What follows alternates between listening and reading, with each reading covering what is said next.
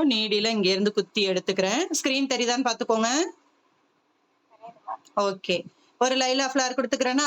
இப்ப இது மேல நான் எதுவுமே குடுக்கல. அதுக்கு மேல குடுக்கறதுக்கு இந்த மாதிரி ஒரு சில்வர் கலர் நம்பர் பீடு மட்டும் குடுத்துக்கிறேன் நான். ஓகேங்களா?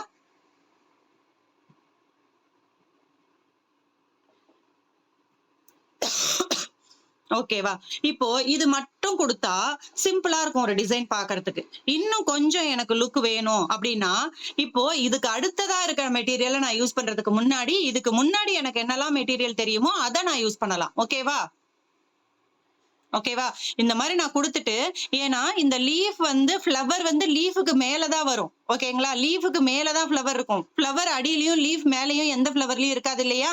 அதனால நல்லா ஃப்ளவருக்கு அடிப்பக்கத்துல இந்த லீஃப தள்ளி விட்டுட்டு, அதுக்கப்புறம் நான் வந்து என்ன பண்றேன் அப்டின்னா, டியூப் பீட் குடுக்குறேன். ஓகேவா?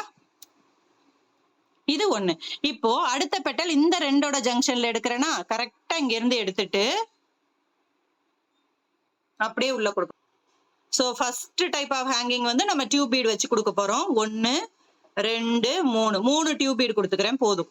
ஓகேவா? 3 டியூப் பீட் குடுத்தாலே எனக்கு இந்த அளவுக்கு வந்துருது இல்லையா தொங்குறதுக்கு.